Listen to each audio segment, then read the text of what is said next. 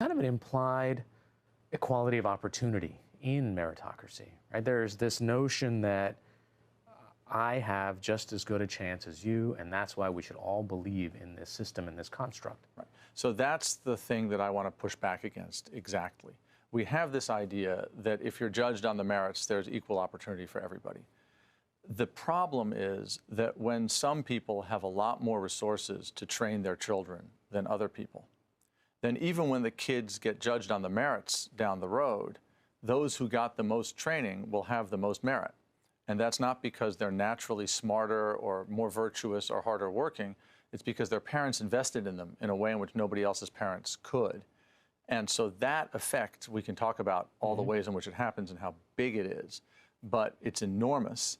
And it has the consequence that now the rich and the richest kids win the meritocratic competition and everybody else loses. You talk a lot about the gaps in education. Give me some examples of how that plays out. So this starts long before people are even born. If you look at the family structure of rich families and the family structure of middle class and poor families, rich kids are much, much more likely to be born into families with both parents still in the household. If you are a woman without a high school degree, or even with a high school degree but no college degree in the United States today, you will have roughly 60% of your children outside of wedlock. If you're a woman with a graduate degree, you'll have only 5% of your children outside of wedlock. So right from the get-go, kids of rich, educated parents have both parents in the household, and other kids usually don't. And then the rich parents just start spending money on their kids. You know, a typical public high school in the United States spends maybe $15,000 a year per child to educate the kids. A really poor high school might spend $8,000 or $10,000 a year, so that's a gap of about $5,000. But the top 20 private schools, as measured by Forbes, spend on average $75,000 a year per child to educate their kids. And all that money buys results. It buys training, it buys teacher attention, it buys careful educational programs. And when it comes time to take the SAT, for example, kids whose parents earn more than $200,000 a year have 250-point higher scores on average than middle-class kids, even as middle-class kids have just 125 points higher on average than kids below the poverty line. So the gap between the very wealthy and the middle class is much higher than the middle class and the poor. Much higher, twice as big on the SAT. And on other measures, the gap is even bigger. And the gap between the rich and the poor is truly enormous. You know, culturally, we seem to have bought into it, some cultures more than others. Indian parents, Asian parents, they are into the meritocracy from the get-go. You know, look, if you just work hard, we were immigrant parents here, we want you to get this best opportunity. The way through is to hit the books. Right. Hello, hi, how are you? I hope you're well wherever you are. I welcome you once again to this platform. It's yet another day to learn from each other, another day to converse and discuss on matters affecting blacks. And in today's video, I have a very interesting video. And this professor, Daniel Markovits from Yale University, is deeply explaining and going deep in making us understand how is systemic racism affecting the black society, especially in schools, and how systems have been are transformed just to affect the blacks. Dive with me in this video as we learn. Tell me how you view tell me how you view the video. Tell me what's your take on it. And please, if this is your first time in this channel, we urge you to support us by subscribing to our channel. Give us a like and also subscribe. Ring that notification bell. Let's get into it. And at some levels, they see role models that have made it to elite Ivy League academies and say, great, that was this person's ticket out. She became a doctor. He became a lawyer. We have transcended our class. And I think there are two kinds of responses to that, other than saying, of course, it's true for some people.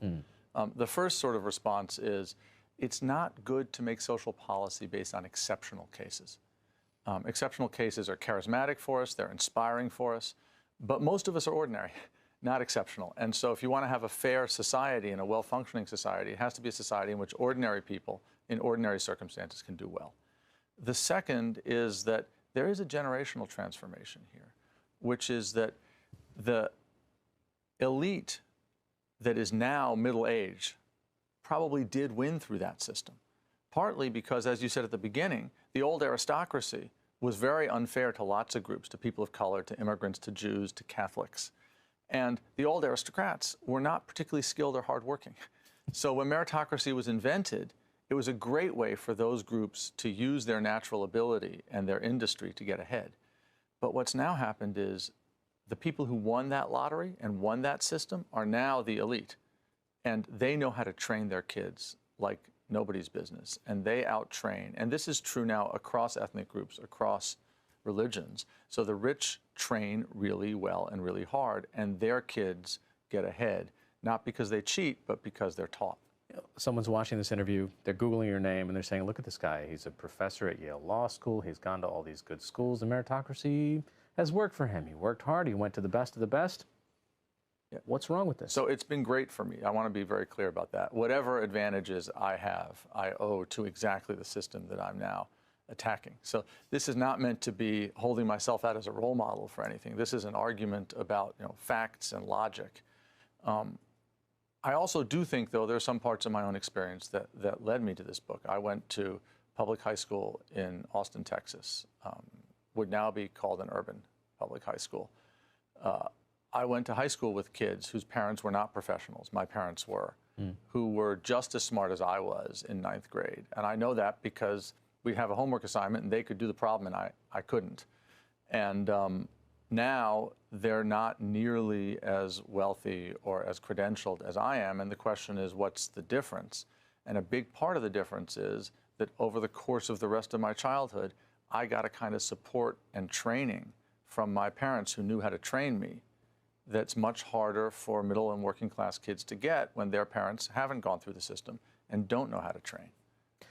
So you are basically saying that you are a product of these massive sustained advantages that are structural, that you had two academic parents that could help you. You might have gotten breaks along the way from professors who might have given you the benefit of the doubt. Right, both the benefit of the doubt and also just attention. When I was an undergraduate at Yale College, the amount of attention I got from my professors, just training, when I got something wrong, they would call me up and say, listen, you couldn't do that problem. Let me talk you through it. If I'm at the University of Texas, my professor with 20 times as many students can't do that. And education really works. And so the consequence of this is that the people who get the most of it do the best in the system that we have now. The Ivy Leagues are a very, relatively speaking, small group of schools when we look at the entire crop of people that graduate or enter higher education every year, right? They're going to say, we are selective, we want the brightest, we're not going to lower our standards to try to just diversify by socioeconomic class. We serve the public interest. What is wrong with the version of reality that they're living in versus what's happening outside their walls? So I think there are two kinds of problems here. The first is just with what happens inside the Ivy League. In the Ivy League and the Ivy Plus colleges today, there are more students whose parents are in the top 1% of the income distribution than the entire bottom half. So these universities educate overwhelmingly very rich kids. The second thing is that even though they function as clubs for the elite, they're taxed as charities, so that alumni donations are tax deductible, their endowments can grow without taxation. And that's an enormous public subsidy. So somebody recently calculated that Princeton's tax exemption amounts to a public subsidy of $100,000 a year per pupil, per student at Princeton. Compare that to Rutgers, the State University of New Jersey, it gets public subsidies of about $12,500 a year. And Essex County Community College up the road gets public subsidies of about $2,500 a year. So the really rich kids at Princeton get a bigger public subsidy, 40 times bigger, than the middle and working class kids at the local community college. And that's not a just system. The second point I think is also really important, which is that the graduates of these universities then go out into the workforce and they transform the labor market. They transform how jobs are done. They transform industries. They transform industries to favor exactly the kind of fancy educations that they have. So that what happens as a result of this in finance, in something simple like taxi cab driving. You get a world in which it used to be there were middle-class jobs, and now there are elite jobs and impoverished jobs. So taxi drivers used to be middle-class people. You could make a living, you could support a family as a cab driver. It was a skilled job, you needed to know the city. Then Uber comes in, and what Uber does is some very super skilled people with extremely fancy educations design technology that strips all the skill from the driver and has them just follow apps, gets them paid much, much less. And now the driver, there's no way they can rise through the Uber hierarchy to become an elite Uber manager. And they can't afford to send their kids to the schools that elite Uber managers go to. And so you get the inequality in education driving a transformation of work that makes work unequal. And then you get the people who do well at work sending their kids to the fancy schools, and the system snowballs. And that's not good. You point out in the book a distinction between an excellent versus a superior education system. Play that out for us. Yeah, so excellence as a concept has two properties. The first is it's a threshold concept, not a rank concept. So when we say that someone's excellent, if someone else is better at something, that doesn't make the first person not excellent anymore. So when you're excellent, you're good at something. You can do something worthwhile. And the second thing is that excellence is tied to an evaluation of what it is you're good at. It makes sense to say you're an excellent doctor. It doesn't make sense to say you're an excellent torturer or you're an excellent fraudster. So there's a kind of a substantive ethics of excellence. Superiority, on the other hand, is different in both respects. Superiority is a rank concept, so that if you're better than I am, I'm no longer superior. And we can talk about being superior without mentioning whether the thing I'm superior at is worth doing or not. And so our education system, because it's become meritocratic, because it's competitive, has abandoned the idea of excellence, the idea of making people good at things that are worth doing, and embraced the idea of superiority, making people better than others at competitions without looking as to whether those competitions are particularly valuable or not. That's why the Ivy League now, for example, produces such an enormous number of people who go into finance, which is the quintessential superiority game. There's no evidence that modern finance benefits society, but it makes those who do well at it incredibly rich, and you got to be better than the next guy. And you know, a place like Yale or Princeton or Harvard, the top two jobs that people go into out of these universities are finance and consulting. So how do you restructure our education system? You would put a lot of pressure on elite schools and universities, not just Ivy League universities, but from kindergarten up, to educate many, many more students and to focus much less intensively on rich kids. So the Ivy League today spends about twice as much per student per year as it did in 2000. There's no reason that these universities couldn't take twice as many students. There's no reason that elite private schools, which have student-teacher ratios that are twice as favorable as public schools, couldn't double their enrollments. And one way to do this is to tell these institutions, again, from kindergarten up through graduate school, that if you don't admit more students and admit more economically diverse students, you lose your tax exemption. The second thing you could do is various interventions in the labor market in order to encourage people to make and hire people for mid-skilled jobs, particularly changing the Social Security tax system so that it no longer favors elite workers over middle-class workers. You're also saying that this system, the meritocratic system, does not work for the elites. Yeah. Explain that. Yeah, so earlier we talked about the fact that having rich parents is almost a necessary condition for getting ahead in our society, because you need them to invest in your education as only rich parents can do. At the same time, our education system has become so competitive and our workplace has become so competitive that having rich parents isn't close to a sufficient condition. So that even if you have all the privilege in the world, unless you're willing to cheat and can get away with it, you may not get in. If you look at a place like the University of Chicago in the 1990s, there was a year in which it admitted something like 70% of its applicants. Last year, I think the University of Chicago admitted about 6.5% of its applicants. Stanford admits fewer than 5% of its applicants. What this means... Well, they brag about that. They brag about that. Yale brags about the fact that our admissions rate is the lowest it's ever been, our yield is the highest it's ever been. And what it means, though, concretely, even for rich kids, is that if you ever made a big mistake in your childhood, you're not getting in. If something went wrong, if you fell in love and ignored all your studies for your sophomore year of high school, you're not getting in. If you took a chance on taking some classes that were too hard for you and did really badly, you're not getting in. And what that means is that the elites are privileged by all this training, but they're also enslaved and tortured and twisted and oppressed by all of the training and competition that they have to get into them and surmount in order to stay ahead. And so this is not a good system for the rich either. Okay, it's going to be hard for a taxi driver to feel that pity for somebody who's in the back of the cab earning millions of dollars as a partner at a law firm. Why is their life tough? So I get that. And I think we need to distinguish between two kinds of sympathy. There's a kind of political sympathy, which is a reason for people to make sacrifices for others. And then there's a kind of existential sympathy, which is just the recognition that everybody's life is the only life they have. And you can be owed nothing by anybody and be a proper object of political scorn, and yet deserve existential sympathy. And the reason why this is important is that the system that we have will not get undone unless we can persuade the elites that it's not working for them either. And so the argument that this system is oppressing the rich isn't made by me because I have great sympathy for the rich, but because it's true. And if they can come to believe it's true, then they're going to be much more amenable to a politics and a policy that will unwind the inequality that we have. There's something in our psyche that it's an incredibly strong narrative that we convince ourselves, especially if we've gone through these meritocratic systems. If you are that surgeon or whatever, if you are that banker that has specialized, invested in it, you say, wait a minute, this is something that I have earned.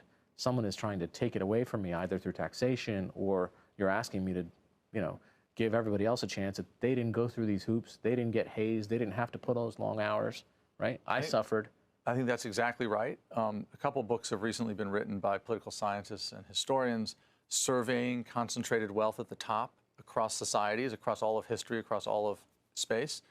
And these are careful scholars, so they wouldn't put this as crassly as I am. But one way to summarize those books is that in all of human experience, if you look at the societies that have concentrated wealth and privilege as powerfully and as narrow an elite as the United States has today, across all of experience, there's only one case in which that's been unwound without losing a war or succumbing to a revolution. So elites cling to their privilege, and they have to be forced out of it. That's why I'm making this argument that this kind of privilege doesn't benefit even the rich. You're saying if they are not able to be persuaded, it will happen one way or another. It will happen one way or another, and it will happen in a way that is bad for everybody, or it can be brought about in a way that, in fact, serves the real human interests, even of the rich. You talk a little bit about what's happening politically right now, too. There's a quote I want to read. Progressives inflame middle-class resentment and trigger elite resistance, while demagogues and charlatans monopolize and exploit meritocracy's discontents. Meritocratic inequality, therefore, induces not only deep discontent, but also widespread pessimism verging on despair. Are we there now? Well, I think we certainly are at the pessimism and approaching the despair phase. And I think the mechanism that you describe is exactly the one I want to emphasize, which is that, think about where we began. We began with the idea that meritocracy is a virtuous system that gives everybody a fair shot at success.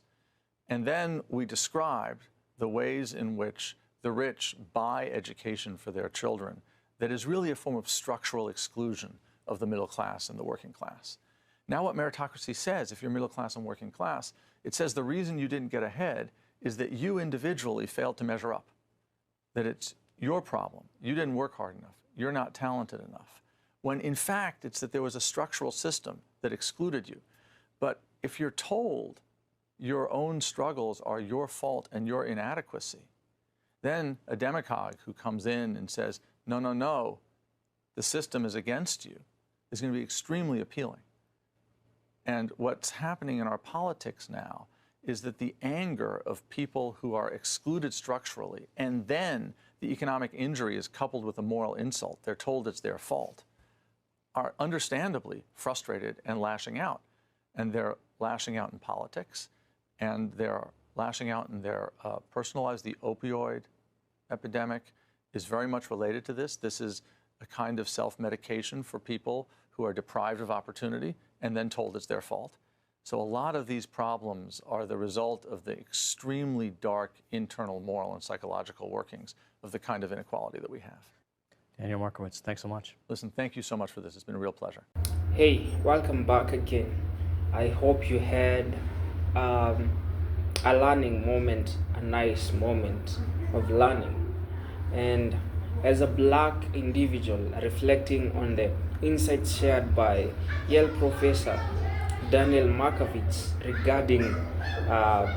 regarding the entrenched disparities between black and white Americans in wealth and education, I find his analysis both illuminating and deeply resonant, because Markovits' assertion that accumulated wealth is the most potent determinant of class-based racial inequality in America underscores a critical yet often overlooked facet of systemic injustice. The historical trajectory he outlines reveals a deliberate obstruction of wealth accumulation for African Americans, from the broken promises of land redistribution post-emancipation to the persistent practices of residential segregation and discriminatory lending.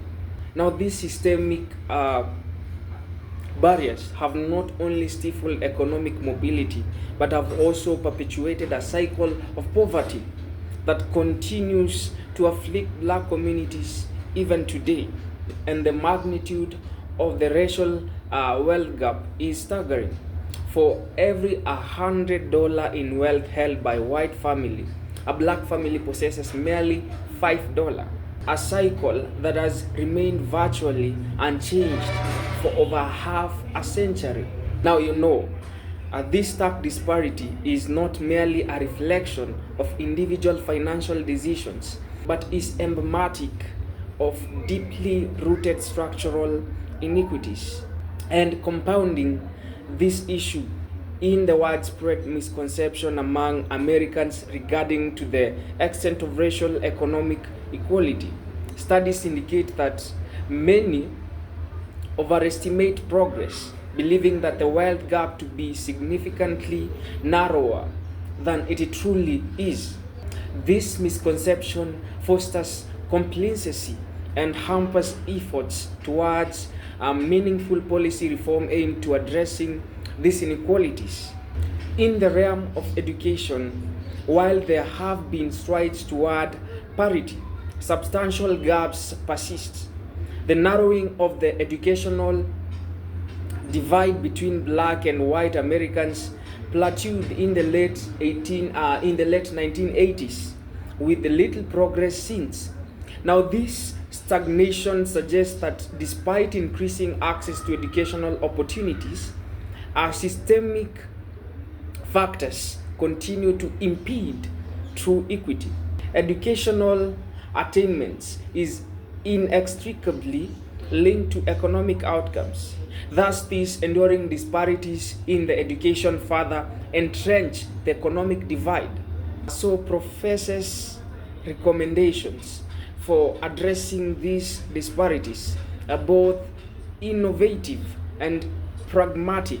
So, by advocating for affirmative action policies based on parental asset levels rather than solely on race or income, it proposes a framework that targets the root of economic inequality. This approach not only addresses the immediate needs of the most disadvantaged, but also circumvents the political resistance often associated with race-based policies. And personally, I find the insights provided by the professor and his contemporaries shed light on the multifaceted nature of racial inequality in America, the interplay between historical injustices and economic disparities, educational inequities, and psychological biases creates a complex web that sustains systematic racism. The interplay between historical injustices, economic disparities, and educational inequities, and also psychological biases creates a complex web that sustains systematic racism. And so addressing these issues necessitates a comprehensive approach that include policy reforms, educational initiatives, and a collective societal effort to correct and rectify the deep-seated biases that continue to undermine the principles of equity and justice. Now, I don't know how you feel about this video, but you can keep on learning from each other. Tell me your views in the comment section. Thank you for your time. This marks the end of this session, and if this is your first time in this channel, please consider supporting us by subscribing to our channel, give us a like, and also share our content. We'll greatly appreciate. Hope to see you in the next video. Goodbye.